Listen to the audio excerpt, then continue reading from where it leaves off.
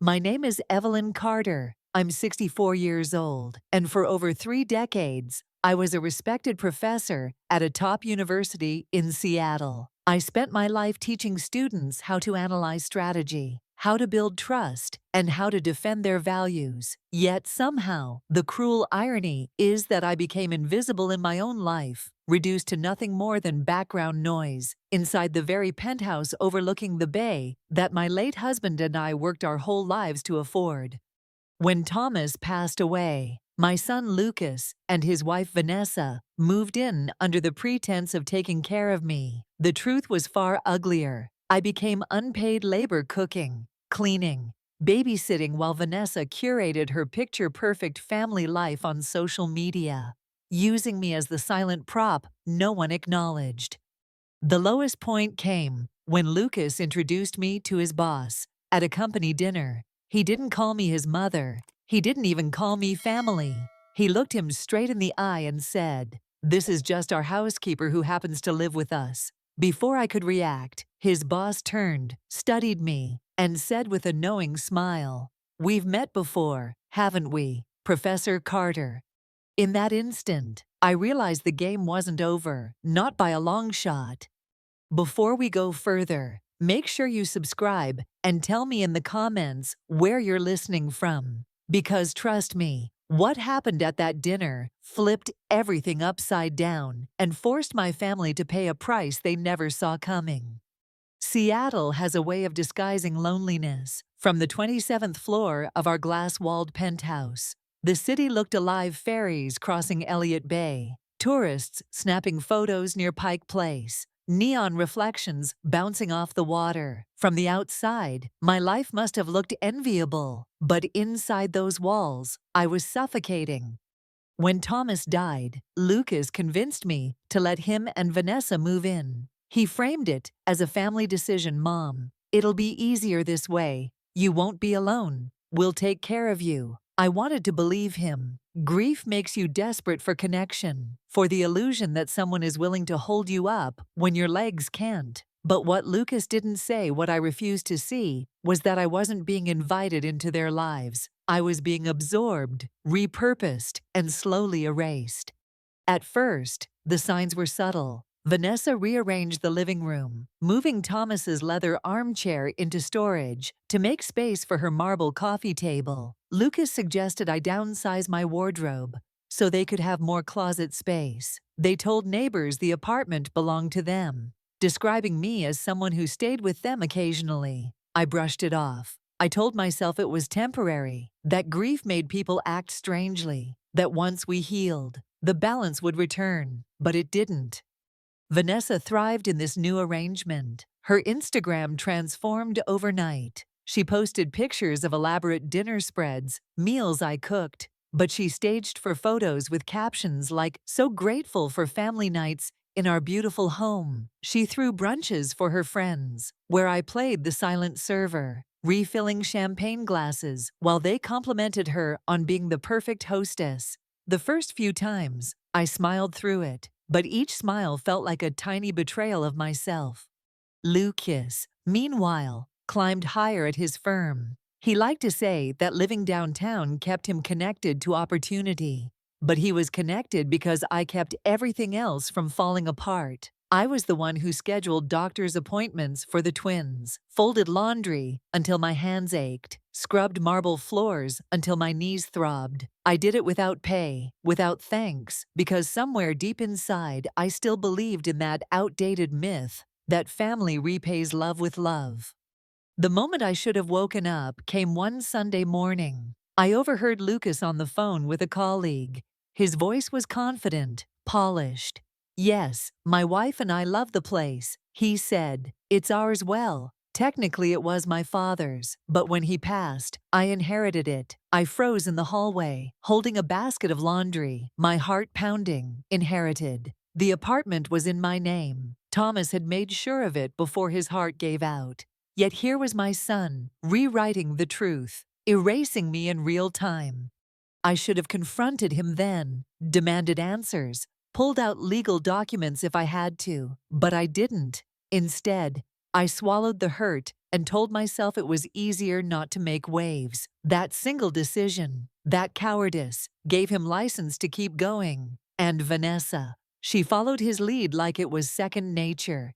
Soon, my role wasn't even disguised. Vanessa would hand me grocery lists without looking up from her phone. Lucas would text me reminders to tidy up before guests arrived, as though I were on payroll. The one that cut deepest came when Vanessa's friend, a sharp-tongued woman dripping in diamonds, asked casually, "So, Evelyn, how long have you been working for them?" She laughed like it was a joke. I laughed too, because I didn't know what else to do. But when I looked across the table, Vanessa didn't correct her. She just smirked, as if the label fit. That night I lay awake, staring at the city lights bleeding through the blinds, and asked myself a brutal question. Was I their mother, or had I become their servant? The answer twisted in my chest, too painful to admit, but the truth was seeping through the cracks, undeniable and relentless. My students used to ask me why I loved teaching strategy so much. I always told them the same thing, because it revealed who people really were under pressure. And now I was my own case study. My son was showing me who he really was. My daughter-in-law was confirming every suspicion I'd buried. And I, Evelyn Carter, was left wondering how much longer I could play the ghost in my own home. It's strange how quickly people adapt when they benefit from your silence. The more I said nothing, the more Lucas and Vanessa rewrote the script of our lives, until even I started questioning my place in it. They didn't just move into my penthouse, they moved into my identity, piece by piece, until there was barely room left for me. One evening, Vanessa hosted what she called a casual wine night for her friends from the junior league. I spent the day polishing glassware and arranging charcuterie boards that would look good in her Instagram stories. She drifted into the kitchen as I was slicing figs and said, "Evelyn, don't forget to stay out of the photos tonight. It's important people see us as independent." You know, her tone was honeyed, but the message was clear. My existence threatened the image she was selling. I wanted to snap back to remind her that the entire backdrop of her curated life, the skyline view, the art on the walls, even the wine collection was mine. Instead, I swallowed the words. I told myself it wasn't worth the fight. But when I saw the posts later that night, her smiling beside Lucas, the caption, "Home is what we build together," my stomach clenched so hard I could barely breathe. Lucas wasn't much better. In fact, he was worse, because he knew the truth and chose to bury it. One afternoon, he called me into the living room. He was reviewing papers spread across the coffee table, his tie loosened, glass of bourbon in hand. "Mom," he said without looking up, "we need to talk about expenses. Vanessa and I have been covering so much lately, and it's only fair if you contribute more." I blinked at him, stunned, covering the mortgage, the taxes, the utilities. Everything was automated from my accounts. "Lucas, what exactly are you paying for?" I asked. His jaw tightened, but he didn't meet my eyes. "Groceries, the kids, little things. It adds up." Little things. That night I logged into my online banking, something I rarely did because trust had been a reflex in my family. What I found made my blood run cold. Charges I never authorized. Luxury dinners at restaurants I'd never stepped foot in. Boutique shopping sprees. A down payment on a new Tesla, under my name. My son, my own flesh and blood, had been quietly draining my accounts, as though I were some faceless benefactor. I didn't confront him right away. I needed time to process. But from that moment on, everything looked different. Every thank you from Vanessa, every "don't worry, Mom" from Lucas, it all felt like a performance to distract me from the theft happening under my nose. The breaking point came on a gray Friday evening. Lucas was hosting colleagues for drinks, and Vanessa was flitting around in a silk dress, barking orders like a director on set. "Evelyn, the baseboards need wiping down before guests arrive," she said. Not even glancing at me, Lucas chimed in. "And Mom, please, stay low-key tonight. Mr. Coleman's coming, and this could be important for my promotion." Stay low-key. In my own home, I cleaned until my knees ached, then retreated to the kitchen, listening to laughter and clinking glasses from the living room. I should have been at that table, part of the family story, but instead I was hidden away like a shameful secret. When Richard Coleman finally walked into the kitchen looking for the restroom, it felt like fate intervening. He was older, dignified, the kind of man who carried authority without needing to raise his voice. He studied me for a moment, then said, "This food is remarkable. Did Vanessa prepare it all herself?" I hesitated, suds dripping from my hands, and finally whispered, "No, I did." That's when his expression shifted. His eyes narrowed, recognition flickering across his face. "Wait a moment," he said softly. "Are you Professor Evelyn Carter?" My heart stopped. No one had called me that in years. Hearing it spoken aloud was like being yanked out of a fog. I nodded slowly. I admitted. Richard Coleman smiled, but it wasn't casual. It was knowing. "I thought so. I attended one of your lectures at Stanford years ago. Strategic Models for Organizational Change. Brilliant work." Before I could respond, Lucas's voice boomed from the living room. "Mr. Coleman, there you are. Sorry about that. This is just our housekeeper." But Richard wasn't looking at him. He was still looking at me, eyes sharp, curious, and maybe even a little protective. And in that moment, something inside me clicked into place. The woman I had allowed myself to become the invisible shadow, the unpaid servant, wasn't the woman he recognized. He saw me as I truly was, Evelyn Carter, professor, strategist, builder of futures. And suddenly, I realized I didn't have to keep pretending. When Lucas cut in with that word housekeeper, I felt something snap inside me. It wasn't anger, not at first. It was clarity. Like the fog that had settled around me for years suddenly lifted, and I saw everything for what it really was. I wasn't being dramatic. I wasn't being oversensitive. My own son had just erased me in front of the one man who held his career in his hands.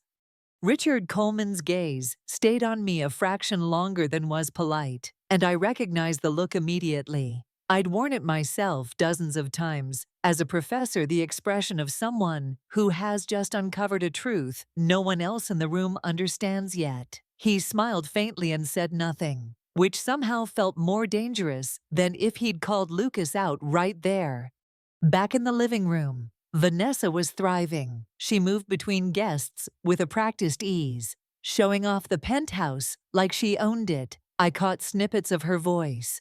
"Oh, Lucas and I are so proud of what we've built here." And each word was another twist of the knife. What they'd built, the only thing they'd built, was a cage for me. I served the appetizers I'd spent the day preparing, invisible as always, but this time I wasn't numb. I was watching, listening. Richard Coleman asked pointed questions about the penthouse, about the art on the walls.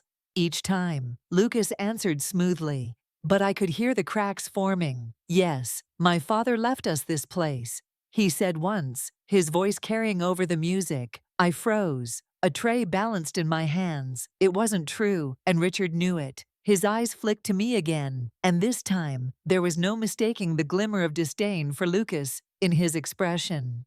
Later, as the party swelled with laughter and the smell of expensive whiskey, I slipped back into the kitchen. My hands shook as I set down the tray. I wanted to cry, but something colder kept the tears from coming. Betrayal, when it calcifies, doesn't feel like sadness. It feels like steel. I wasn't alone for long. Vanessa stormed in, her heels clicking against the tile. "Evelyn, the soufflés are sinking. Can you fix it? And for God's sake, stay out of sight when we serve dessert." She didn't wait for an answer before spinning on her heel and disappearing again. For years I'd told myself she didn't know any better, that maybe she was insecure, that if I just tried harder, she'd learn to respect me. But no, this wasn't ignorance. This was entitlement. She wanted me erased because it made her shine brighter. By 10 o'clock, the guests were sprawled across velvet chairs, laughter bouncing off glass walls. Lucas poured drinks like a man showing off, and Vanessa leaned into his arm. The perfect picture of success. But then Richard Coleman raised his glass and said, casually but deliberately, "You know, Lucas, your mother's cooking reminds me of a dinner I once attended at Stanford. The same attention to detail, the same confidence in every dish. Quite remarkable." The room quieted. Lucas's smile faltered. Vanessa's hand tightened on his arm, and I stood in the doorway of the kitchen, watching the carefully constructed image of their lives begin to tilt. Lucas recovered quickly, or at least he thought he did. "Oh, my mom enjoys helping out. It keeps her busy," he chuckled, but the sound landed flat. "She's always been great with, well, domestic things." That was the moment I knew he had no brakes. He couldn't see the cliff edge, even as he walked straight toward it, and part of me, God forgive me, was done trying to pull him back. After the last guest left, I scrubbed dishes alone. While Vanessa disappeared upstairs, claiming a headache, Lucas lingered in the living room, his tie loose, bourbon in hand. "Good night, Mom," he called casually, as if he hadn't just humiliated me in front of his boss, as if my life hadn't just tilted into something unrecognizable. I stood at the sink, the city glittering beyond the windows, and whispered to myself, never again. That night, lying in the dark, I replayed every choice that had led me here, staying silent, letting them move in, ignoring the stolen money, swallowing every insult. My students used to say strategy was about foresight, about anticipating your opponent's next move. I'd spent years teaching them to never underestimate the power of patience. And now, for the first time in years, I felt like their professor again, because patience had finally given me the one thing I needed most: clarity. I didn't know exactly how yet, but I knew this Lucas and Vanessa had underestimated me for the last time.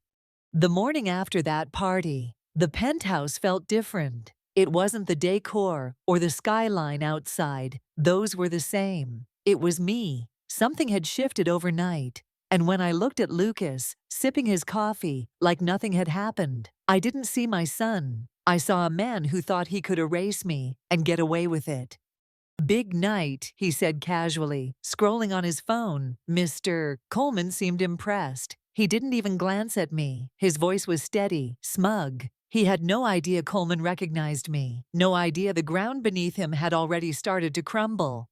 Vanessa floated into the kitchen in yoga clothes, already on a call about some luncheon she was attending. She barely acknowledged me, except to toss her empty glass in the sink I had just cleaned. I stood there, coffee in hand, and felt a new kind of silence settle inside me. Not the silence of defeat, but of planning. After they both left, the penthouse grew still. I walked through each room slowly, studying the space I had once built with Thomas. The art, the furniture, the details, every piece carried my fingerprints, my history, and yet I'd been made to feel like a trespasser in my own home. I stopped in front of the grand window overlooking Elliott Bay and whispered, "No more." That afternoon, I called Patricia Young, an old colleague who had transitioned into law. We hadn't spoken in years, but she still remembered me with warmth. "Evelyn Carter," she said, her voice tinged with surprise. "It's been too long. What can I do for you?"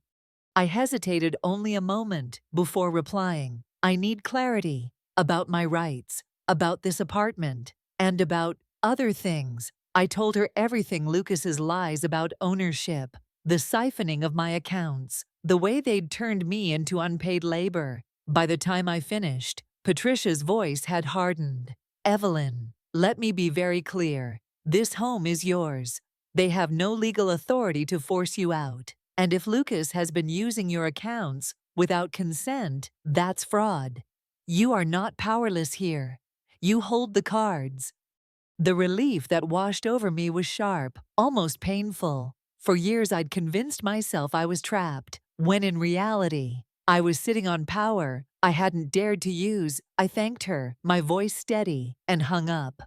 Later that evening, I found a moment alone with my grandsons, while Vanessa was out and Lucas was holed up in his office.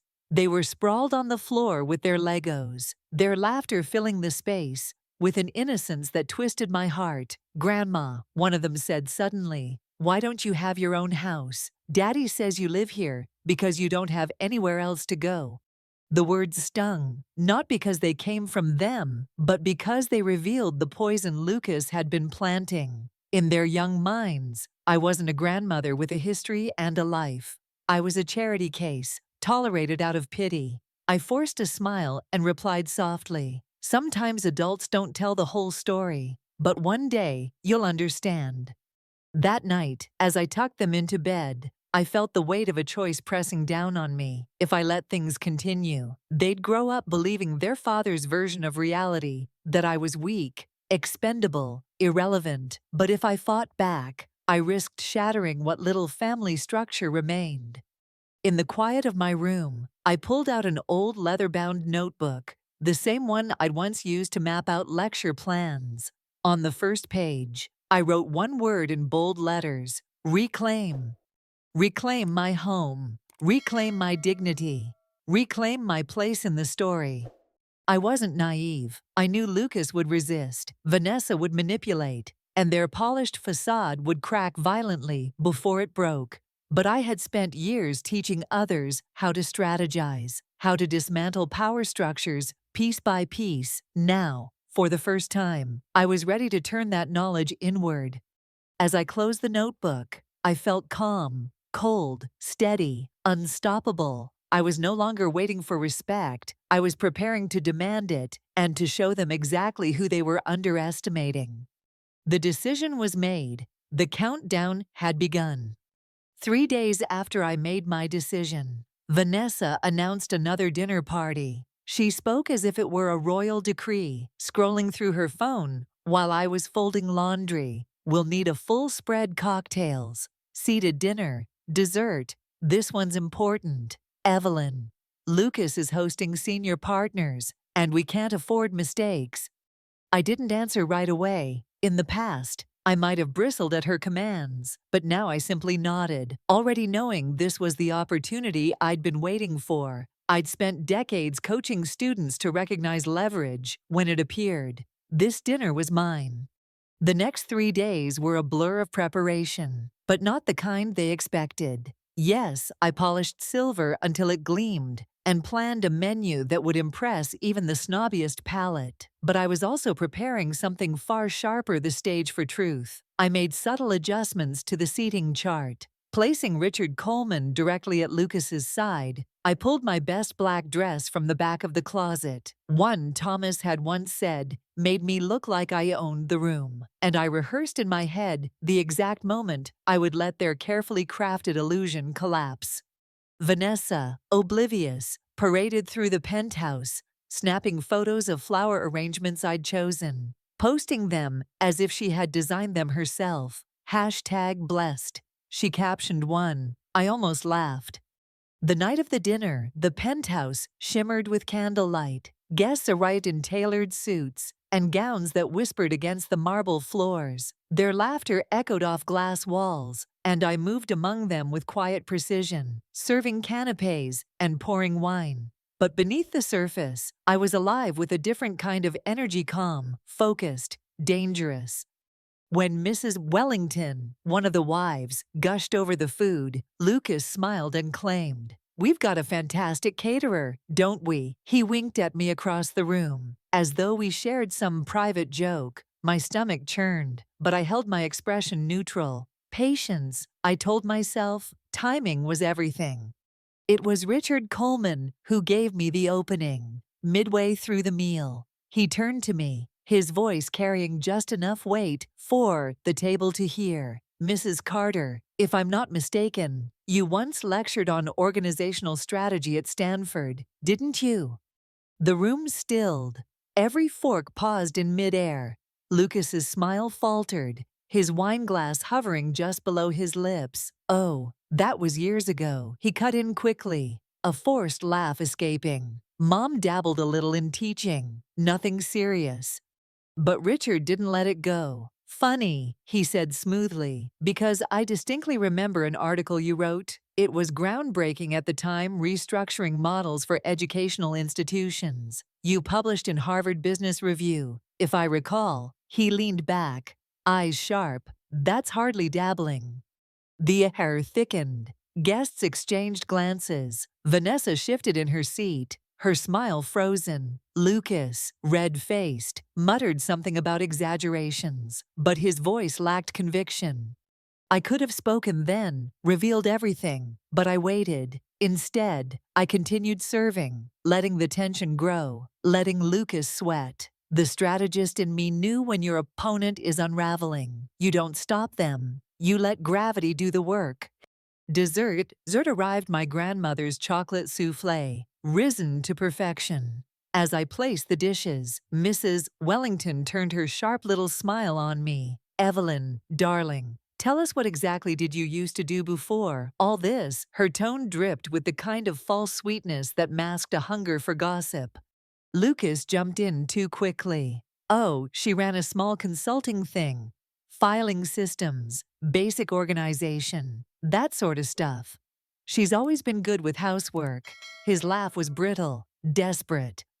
The words rang out like a slap, my hands stilled on the table, and I felt the collective silence of the room waiting, almost hungry. For my response, I met Richard's eyes across the table. He gave the faintest nod, as though granting me permission to step back into myself.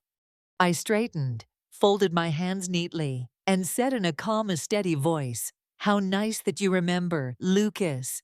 Though if memory serves, Franklin Consulting employed over 200 people and sold for $32 million.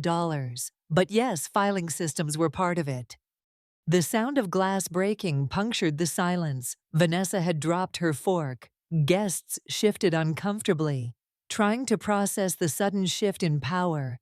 Lucas's face drained of color, his mouth opening and closing like a drowning man. Richard leaned forward, his tone deceptively casual. "Well, that certainly changes the narrative, doesn't it?" And in that moment, the trap snapped shut. The silence after my words was deafening. Even the city outside seemed to pause. The ferry horns muted, the hum of traffic swallowed, every eye at the table fixed on me, and for the first time in years, I didn't shrink under the weight of it. I held my head high, calm, deliberate, letting the truth linger like perfume in the air.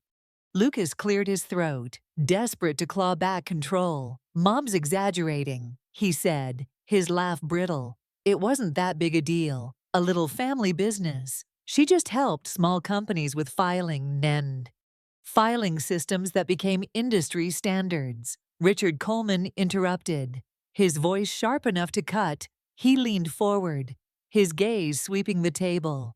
"Ladies and gentlemen, allow me to introduce Professor Evelyn Carter, former founder and CEO of Franklin Consulting, the firm that restructured half the Pacific Northwest's educational systems before selling for $32 million.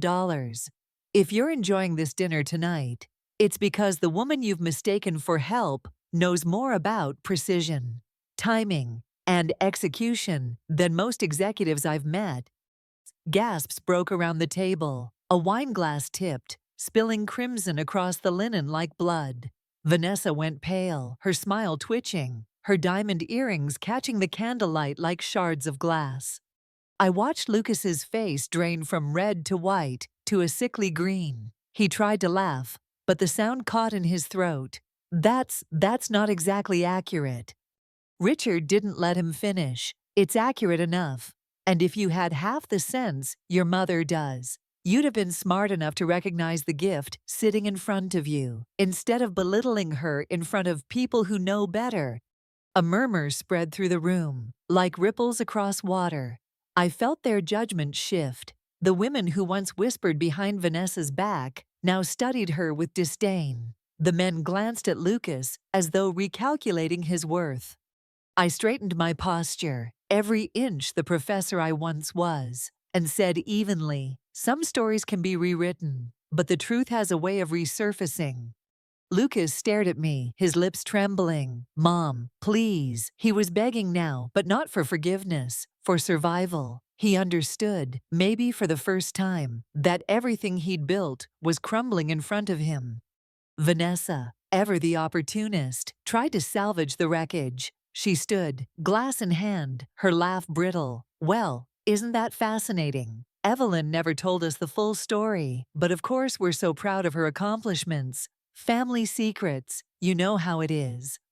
Her words were a lifeline tossed into a storm, but no one grabbed it. Richard's eyes hardened. Secrets. This isn't a secret. This is legacy. And the fact that you'd both bury it speaks louder than anything else. The humiliation was complete. I could see it in the darting eyes of the guests, in the way conversations turned inward, in the shift of social weight away from Lucas and Vanessa and toward me. For years, I had been their shadow. Tonight, I was the sun. I didn't need to raise my voice or slam my fist. I simply let the truth breathe, and it devoured every lie they had built. When the dinner finally ended, guests filed out with polite smiles, but the air was electric with gossip that would spread by morning. Richard lingered by the door, his eyes meeting mine with quiet respect. "You're not the one who needs saving here," he said softly. Before stepping into the night, I turned back to find Lucas and Vanessa still seated, pale and silent, like defendants awaiting their verdict. The candle flames flickered against their faces, casting shadows that made them look smaller, weaker. "Evelyn." "Mom," Lucas whispered, his voice cracking. You can't just destroy us like this."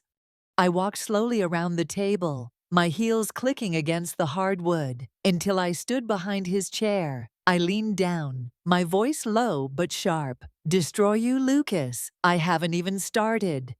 His shoulders shook. Vanessa clutched his arm, her eyes wide with fear she couldn't mask. For 2 years, I had been erased. For 2 years, I had been exploited. But that night, in the glow of shattered illusions and spilled wine, I reclaimed my name, my power, and my voice. And as I blew out the last candle, I knew this was only the beginning. The penthouse was eerily quiet after the last guest left. The same walls, the same candlelight, but the atmosphere had shifted beyond recognition. Lucas and Vanessa sat at the dining table, pale and stiff, as if waiting for a judge's gavel to fall. And in a way, they were.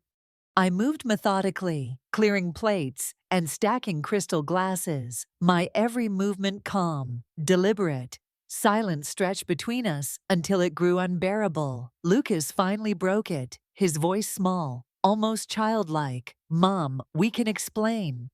I set down the plates, turned, and looked at him directly. "Explain what? How you stole my name, how you drained my accounts, how you told your children their grandmother was a charity case." Each word was steady, precise. He flinched with every one, like blows he couldn't dodge.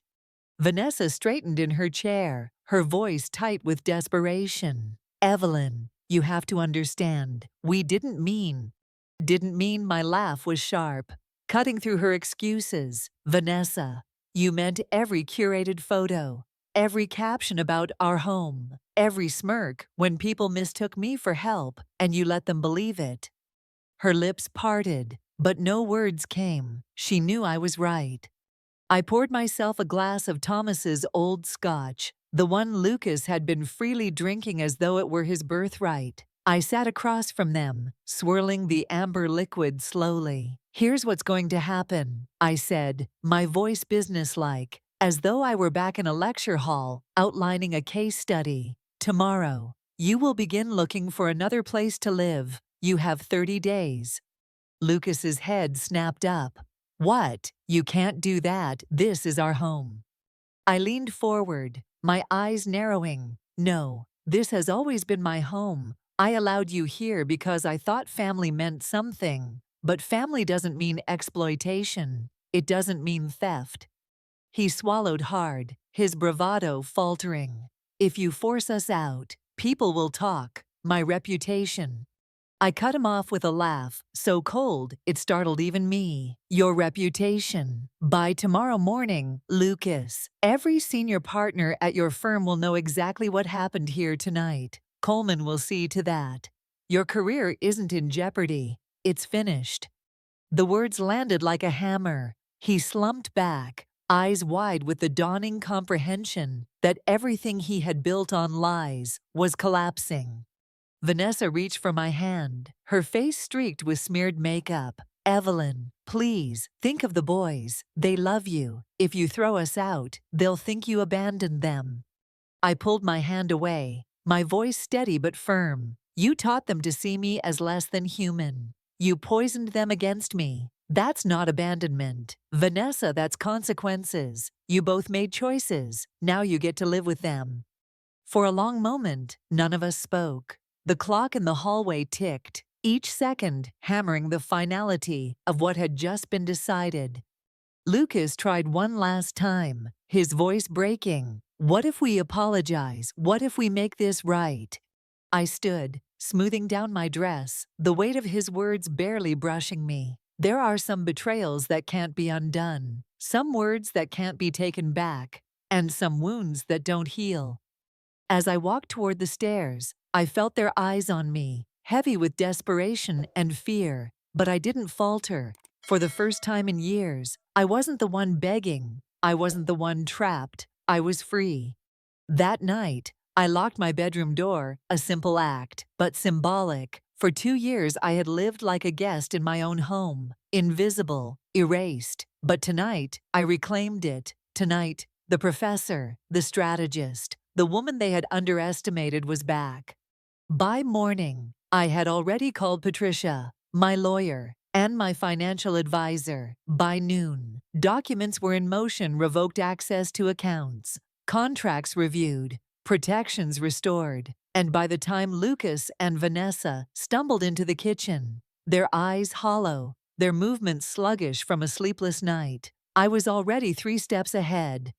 I slid a folder across the table, bank statements, receipts, proof of every dollar they'd siphoned under my name. "Insurance," I said simply, sipping my coffee. "If you leave quietly, this stays between us. If you fight me, it doesn't."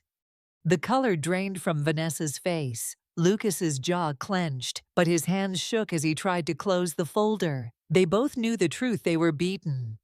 And for the first time in 2 years, I felt something I had thought was lost to me, forever: satisfaction.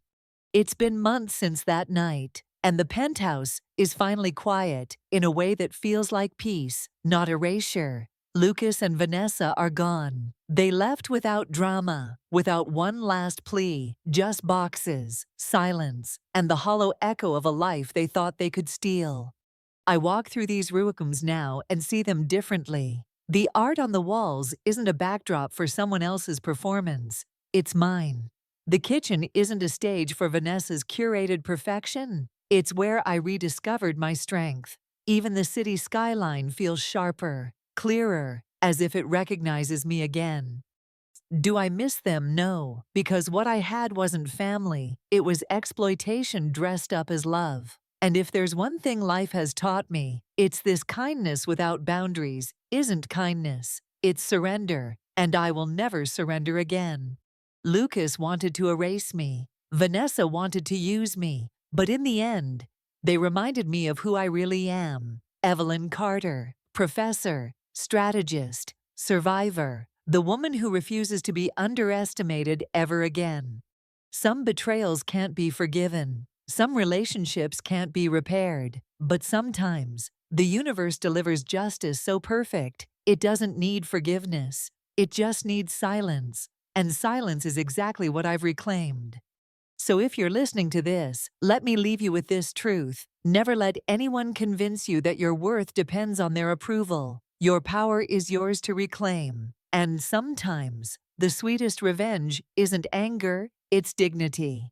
Before you go, don't forget to subscribe and tell me in the comments where you're listening from. Because stories like mine, stories of betrayal, resilience, and justice are meant to be heard.